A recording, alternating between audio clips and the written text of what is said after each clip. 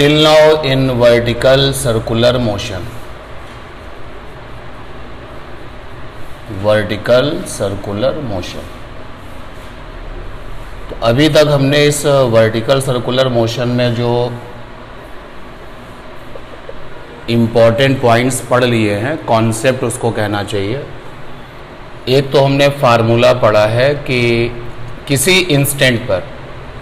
Instant पर tension का formula क्या है, यानी कि tension capital T at any instant. किसी भी इंस्टेंट पर अगर टेंशन निकालना हो तो T इज इक्वल टू होगा mv²/L प्लस का mg cos थीटा। एक तो रिजल्ट ये आया। दूसरा जो रिजल्ट आया है वो लोवेस्ट पॉइंट से उस इंस्टेंट की वर्टिकल हाइट कितनी थी। तो वर्टिकल हाइट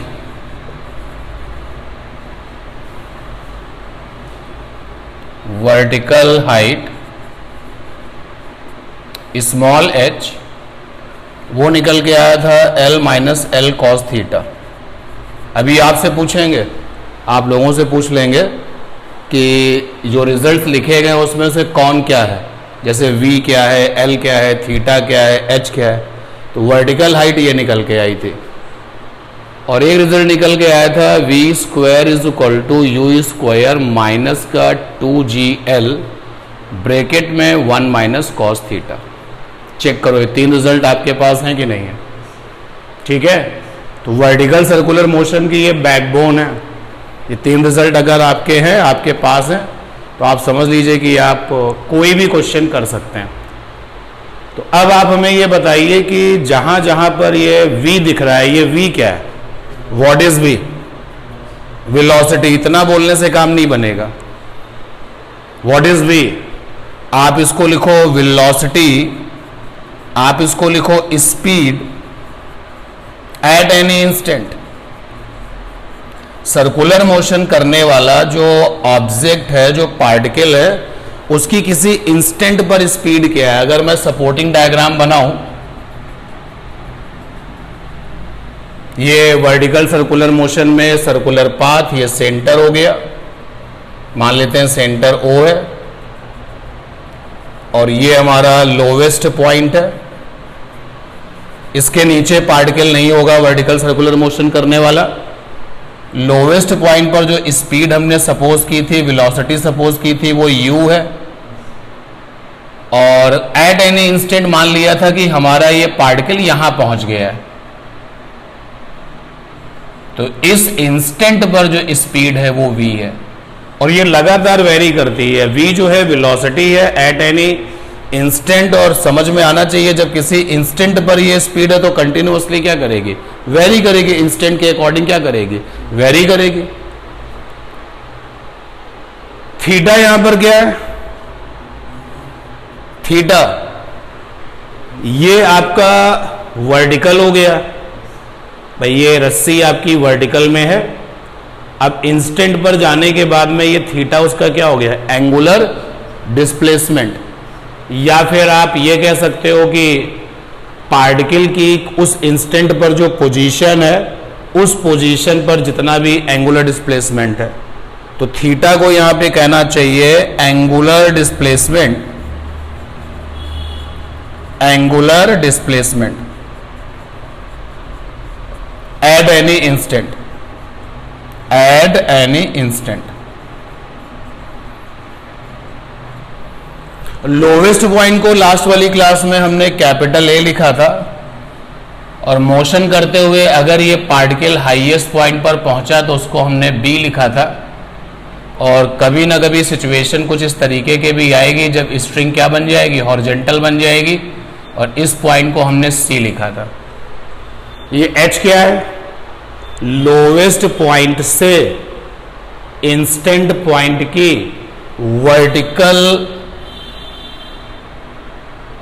हाइट, ये आपका लोवेस्ट पॉइंट है, ये हमारा इंस्टेंट पॉइंट है, ये इंस्टेंट पॉइंट है।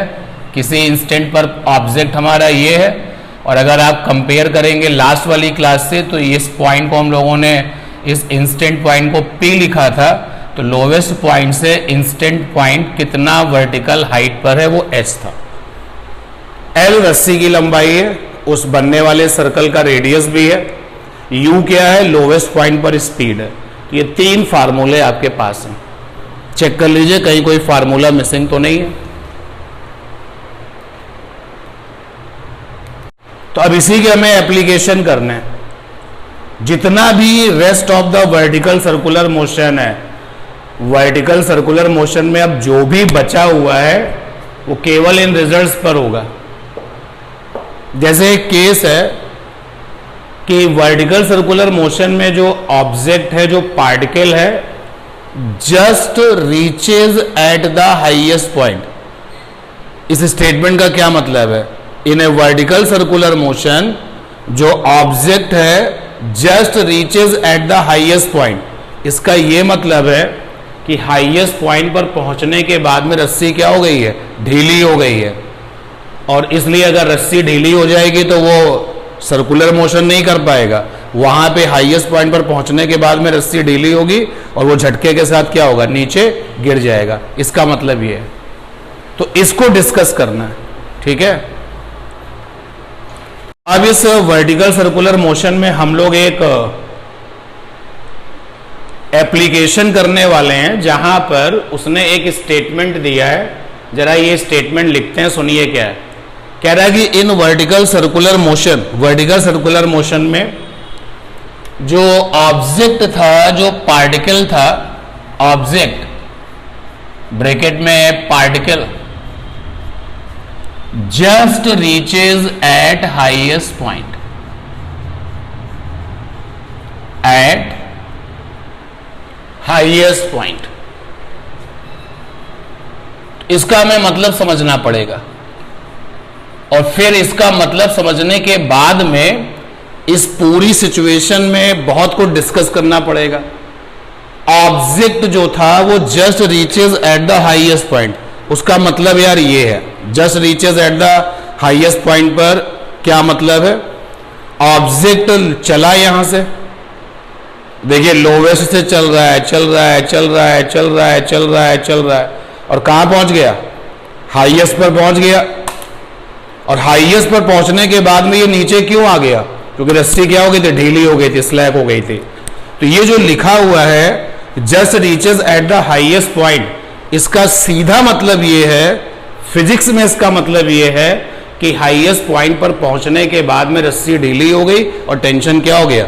0 हो गया। क्लियर है ये बात? तो यहां पर जब क्वेश्चन आपसे ये कहे कि object just reaches at the highest point, तो इसका मतलब आप समझ लेंगे। इसका मतलब है कि हाईएस्ट पॉइंट पर रस्सी ढीली हो गई है। तो सिचुएशन को जरा ध्यान से देखते हैं। ये यहां से चला और हाईएस्ट पॉइंट पर पहुंचा, हाईएस्ट पॉइंट पर ये पहुंचा, रस्सी वहां पर ढीली हो गई है।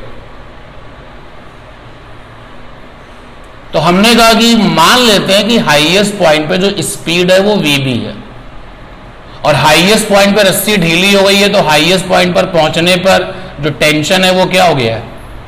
0। समझो बात को। हाईएस्ट पॉइंट पर स्पीड हमने माना है vb है, हाईएस्ट पॉइंट पे जो टेंशन है वो क्या लिया है? 0 है। वो हमने टेंशन 0 लिया नहीं है। हमारे क्वेश्चन का मतलब यही है। तो लिख भी देता हूं कि object particle just reaches at the highest point, मतलब tension at highest point is equal to है 0।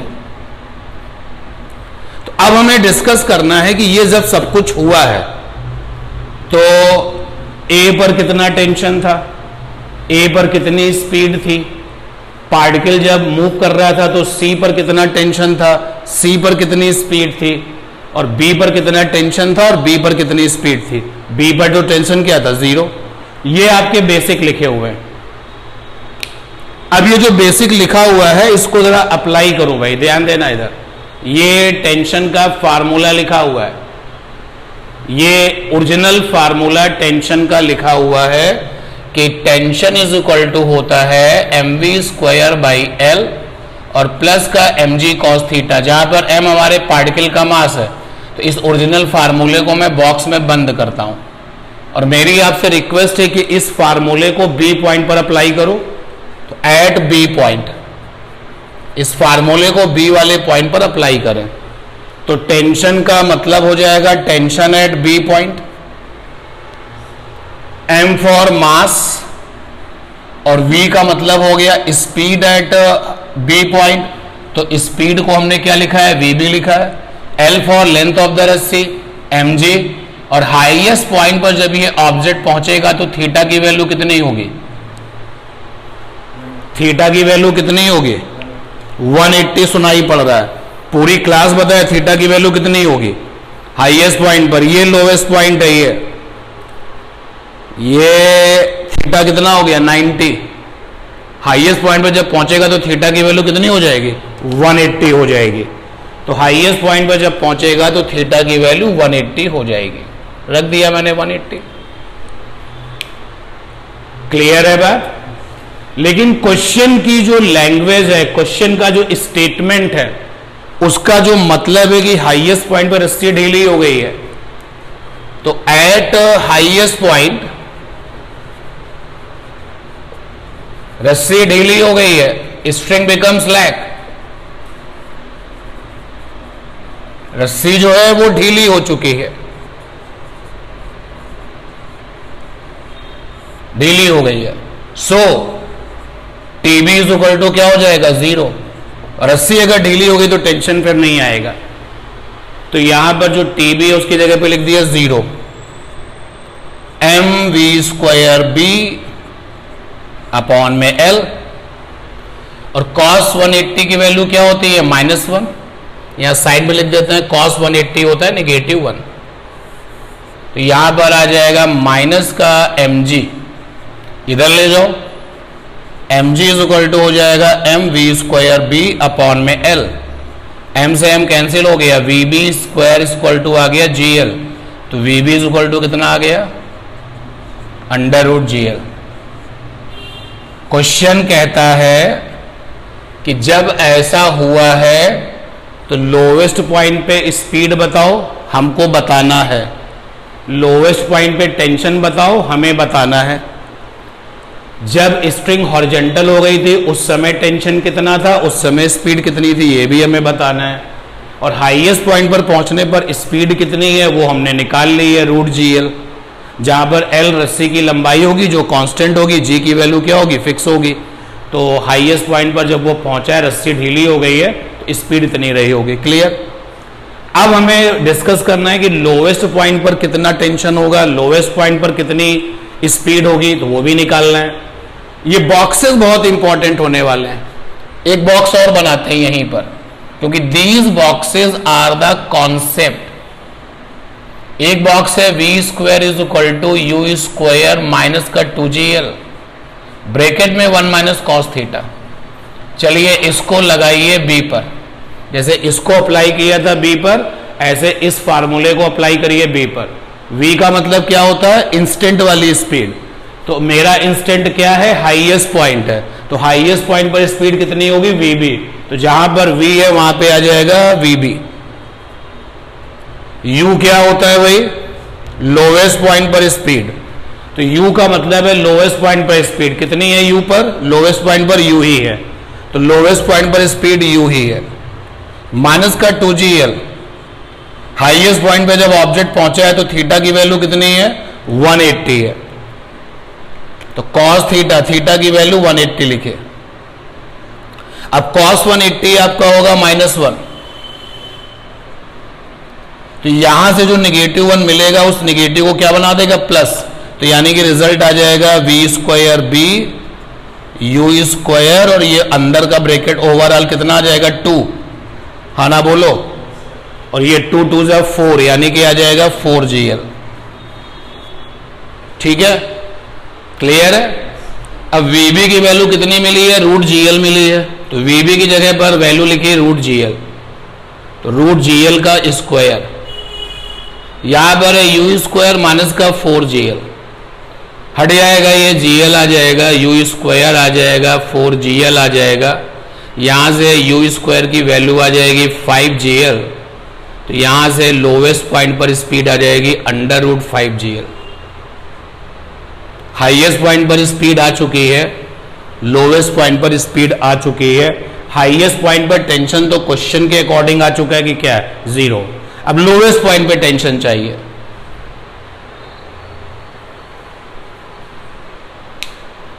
तो लोवेस्ट पॉइंट पर स्पीड आ चुकी है, लोवेस्ट पॉइंट पे टेंशन चाहिए। ध्यान देना भाई, बी केयरफुल। टेंशन का फार्मूला ये है, इस फार्मूले को लोवेस्ट पॉइंट पर अप्लाई करिए। फार्मूला लिखा T = mv²/L plus mg cos theta. Apply करिए इसको लोवेस्ट पॉइंट पर, तो T for tension lowest point पर, तो M फॉर मास कोई चेंज नहीं होगा, L फॉर लेंथ कोई चेंज नहीं होगा रस्सी की लंबाई में। V का मतलब क्या होता है, इंस्टेंट पर स्पीड। जब हमारा इंस्टेंट लोवेस्ट पॉइंट है तो लोवेस्ट पॉइंट पर स्पीड V नहीं है, क्या है, U है, तो जहां पर V है वहां पे क्या आ जाएगा, U आ जाएगा। क्लियर।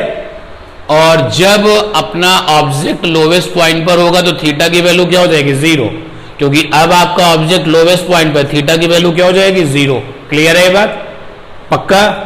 थीटा की वैल्यू 0 हो जाएगी, ये तो कंफर्म है ना। अभी इंस्टेंट ये है लोवेस्ट पॉइंट पर, यानी थीटा 0 हो जाएगा, रख दो 0 यहां पर, तो थीटा की वैल्यू हो जाएगी 0। cos 0, cos 0 की वैल्यू 1 होती है। T लोवेस्ट पॉइंट का, लोवेस्ट पॉइंट पे टेंशन m/L, और देखिए यू स्क्वायर की वैल्यू है 5gl, तो यू स्क्वायर की जगह पर लिख दिया 5gl, और cos 0 1 हो गया, क्योंकि यू स्क्वायर बराबर है 5gl। L से L कैंसिल हो गया, लोवेस्ट पॉइंट पे टेंशन कितना आ गया, 6 mg। ठीक है, हम लोग इस केस को डिस्कस कर रहे हैं कि व्हेन क्वेश्चन इज सेइंग कि object just reaches at the highest point, इसका मतलब है कि वहां रस्सी ढीली हो गई है और झटके के साथ ऑब्जेक्ट क्या आया, नीचे आया।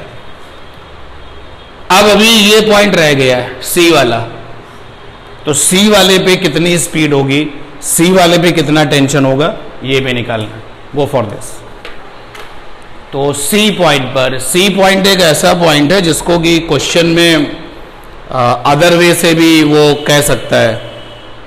C पॉइंट एक ऐसा पॉइंट है जिसमें स्ट्रिंग क्या हो चुकी है, हॉरिजॉन्टल, ऐसे वर्टिकल से क्या आ चुकी है, हॉरिजॉन्टल। तो C पॉइंट पे टेंशन चाहिए, C पॉइंट पर स्पीड चाहिए। तो ये रहे बेसिक फार्मूले, अभी भी लिखे हुए हैं।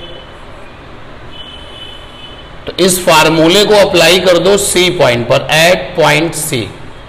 T फॉर टेंशन C पर, M फॉर मास जो A पर होगा वही C पर भी होगा, V फॉर स्पीड C पर, mg, और जब हमारा ये ऑब्जेक्ट लोवेस्ट से C पर पहुंचेगा तो थीटा की वैल्यू 90, cos 90। ये वाला जो फार्मूला है इसको भी अप्लाई कर दो C पर।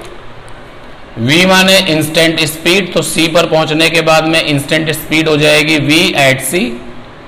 U माने speed at the lowest point, that is U, कोई प्रॉब्लम नहीं है यहां पर, तो 2gl, और 1 minus theta cos 90,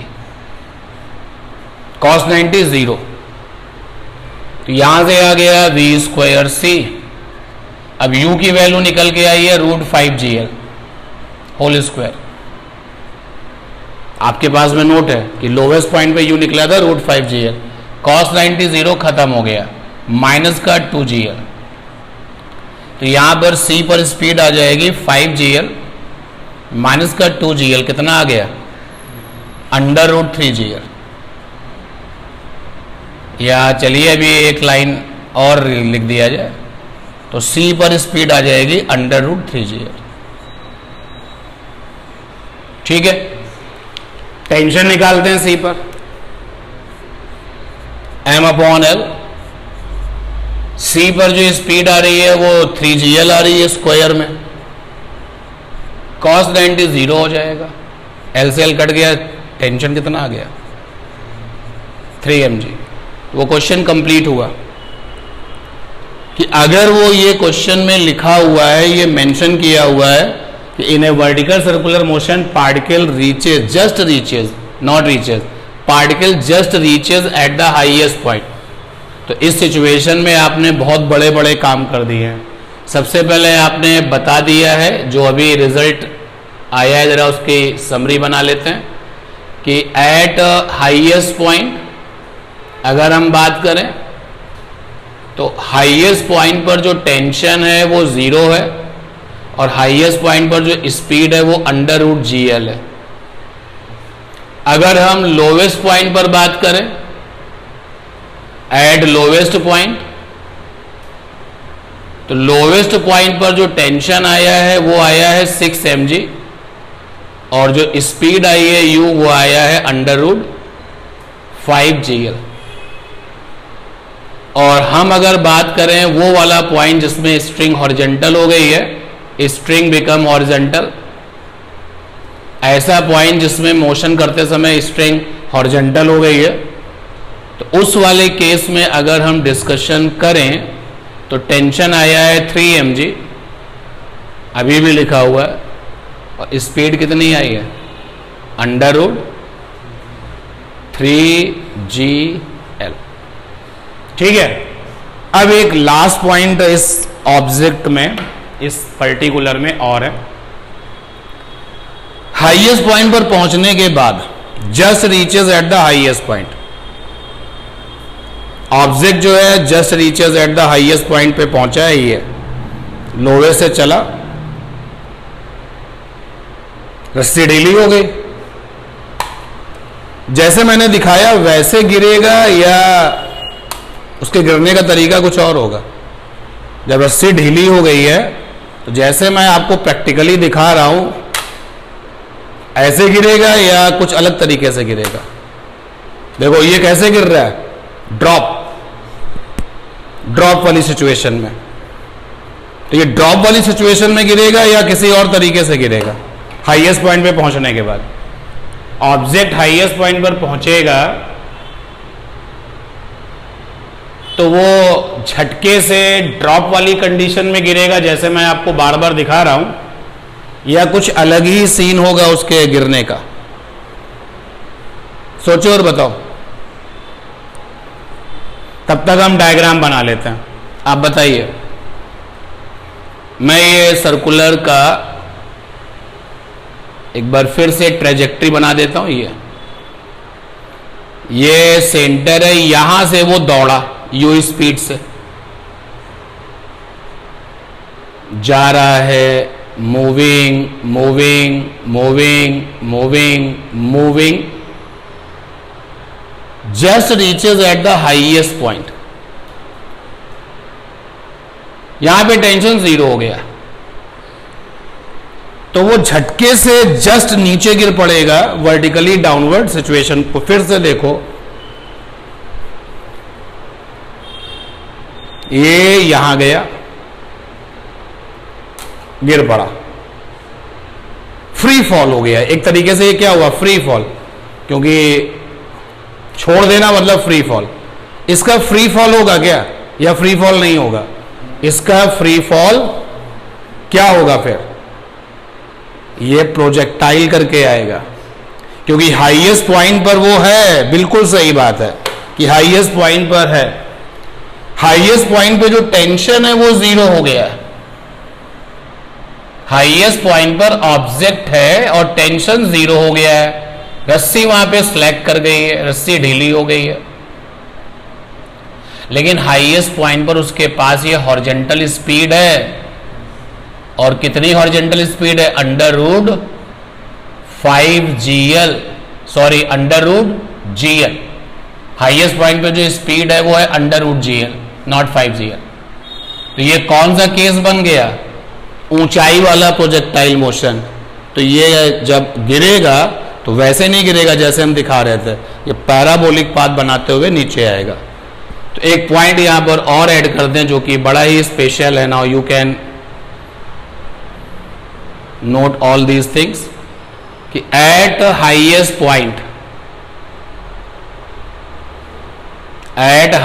point tension zero, speed not zero, so object follow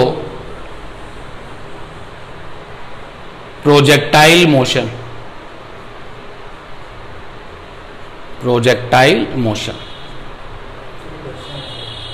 हाँ बताओ. नहीं, अब कैसे कांस्टेंट हो जाएगी ये भी जरा सुन लो. कांस्टेंट कैसे हो जाएगी जरा मुझे बताओ. रस्सी तो ढीली हो चुकी है, तो जब रस्सी ढीली हो चुकी है और हाईएस्ट पॉइंट पर स्पीड कितनी है? हाईएस्ट पॉइंट पे स्पीड है आपकी √5 ऐसे, लेकिन ये किस में आ चुका है? ग्रेविटी में आ चुका है ना. तो ये जब जा रहा होगा तो स्पीड लगातार क्या हो रही होगी? बढ़ रही. प्रोजेक्टाइल मोशन में जाएगा और ग्रेविटी की वजह से उसकी स्पीड लगातार क्या हो जाएगी? बढ़ती जाएगी. ठीक है. और भी इस पर क्वेश्चन बनेंगे, बट अभी प्रोजेक्टाइल मोशन वाली बात हमने बताई है. और भी क्वेश्चन इसी के आगे से बनेंगे. तो ये पॉइंट आ गया कि हाईएस्ट पॉइंट पे टेंशन जीरो है बट स्पीड जीरो नहीं है, इसलिए ऑब्जेक्ट हमारा प्रोजेक्टाइल में आ गया.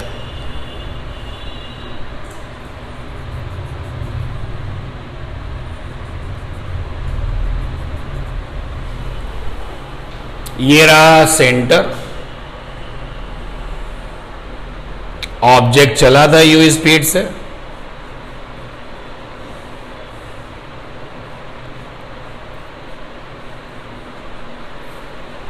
लगातार मोशन कर रहा है,